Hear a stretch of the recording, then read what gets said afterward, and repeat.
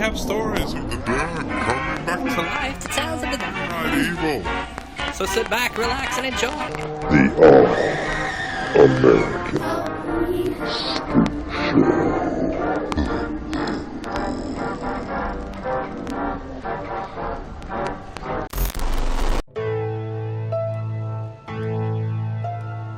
Hello, this is Josh from the All-American Spookshow Podcast, and here we are with our number 4 in the top 13 favorite horror films countdown, Halloween 2019 edition. Like I said before, I think this is where the list is getting more serious and serious as we come down towards number 1 on Halloween. I think we've had a pretty good reception so far from everyone, so thanks for following along with us. So here you go, here's my number 4 favorite film.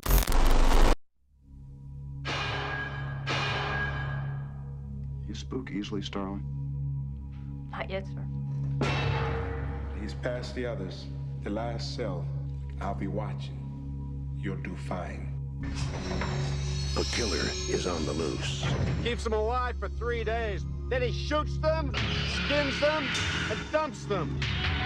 A rookie FBI agent is on his trail. He's got real physical strength, cautious, precise, and he's never impulsive. He'll never stop. But in order to track him down, she'll have to match wits. I'll help you catch him, Clary. Believe me, you don't want Hannibal Lecter inside your head. With the darkest of all minds. Just do your job, but never forget what he is. Oh, he's a monster. Pure psychopath. So rare to capture one alive. So close to the way you're going to catch him. Do you realize that? Oh, Clarice, your problem is you need to get more fun out of life. You told me you don't spook easily. You call this easy, sir? Lecter's missing hand arms. Man's a raving maniac. Who knows what he'll do?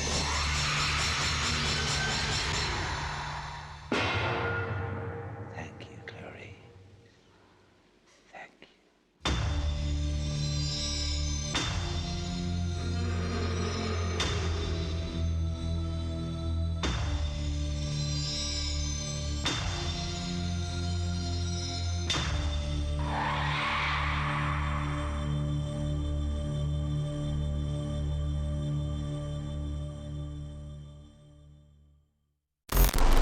My pick here at number 4 is The Silence of the Lambs from 1991. Such a classic, which I don't know if it necessarily falls in the category of horror per se, but as a drama, thriller, crime movie, I mean, it's perfection. It was very successful. It stars Jodie Foster and Anthony Hopkins and a number of other character actors that you've seen in other things. But both of their performances were Oscar-worthy that year, and the film was as a whole. I mean, it won 5 Oscars that year, including Best Picture. Anthony Hopkins got the Oscar for Best Actor. Jodie Foster got the Oscar for Best Actress. Even Jonathan Demme, who directed it, got Best Director Oscar that year. Very successful movie, financially and critically. Probably one of the more acclaimed movies you'll see on any of our lists for sure.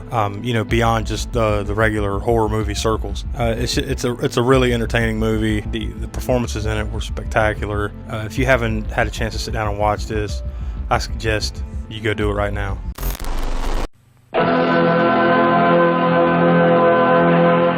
In 1968, George Romero brought us Night of the Living Dead. It became the classic horror film of its time. Not that room! Not that room! Now, George Romero brings us the most intensely shocking motion picture experience for all times. It gets up and kills. The people it kills get up and kill. This situation must be controlled before it's too late. They are multiplying too rapidly. Dawn of the Dead. Meet me on the roof at 9 o'clock. Get out. I don't believe it. We're gonna What? get out in the chopper. We've got to survive. Somebody's got to survive. They kill for one reason. They kill for food. They eat their victims. Imagine, if you will, that something has gone terribly wrong. Shoot it, man. Now, accept the fact that there's no escaping the horrible consequences. George Romero brings back the dead. Night of the Living Dead has ended. Dawn of the Dead is here. We must not be lulled by the concept that these are our family members or our friends. They are not. They will not respond to such emotions. Operated dead. Post abandoned. You may never get out of the room. It's everywhere. What the hell is it? Looks like a shopping center, one of those big indoor malls. What are they doing? Why do they come here? Some kind of instinct, memory, what they used to do. This was an important place in their lives. What is it? We've got a war.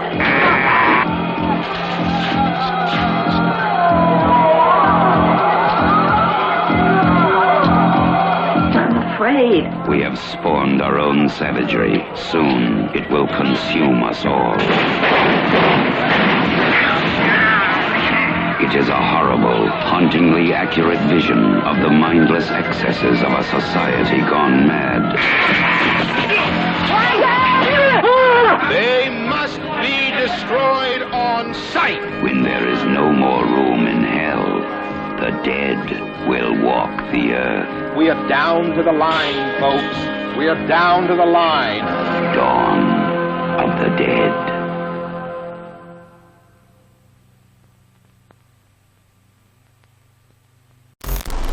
The original Dawn of the Dead, I mean, honestly, I should just make this all of the Romero zombie movies. I mean, this gives us the zombie that we know today. And just the points that Romero was trying to make about commercialism, racism, even all the way up to, like, Diary of the Dead, where, you know, we're so, like, focused in on ourselves. I mean, just using the zombies as a driving force is to get the message across that he wanted to bring. I mean, all of his movies are great.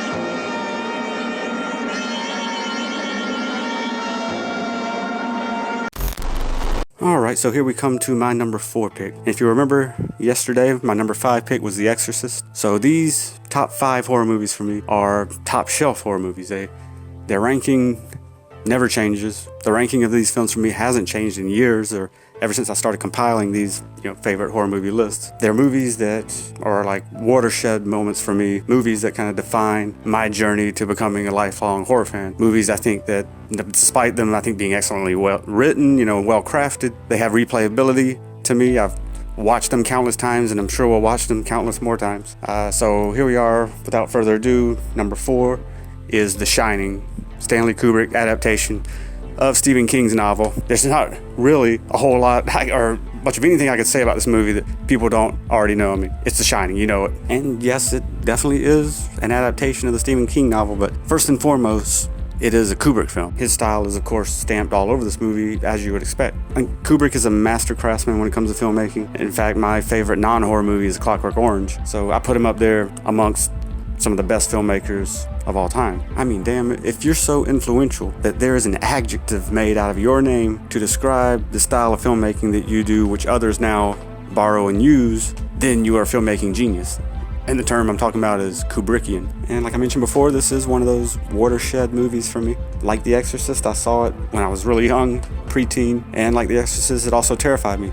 But yet at the same time, I was drawn to it, and I watched it a few more times on, back around that same time on the movie channel or HBO or wherever, whichever movie channel it played on, until I kept seeing it, and then just, again, it became interwoven with me, basically, with my journey towards, like I said, being a lifelong horror fan. So The Shining definitely plays a part in that. It is my number 4 favorite horror movie of all time, and I can't wait actually to see the theatrical adaptation of the sequel, Dr. Sleep, which will come out next month. And there you have it. There's our number 4 favorite film on the top 13 countdown. As always, thanks for watching and following along.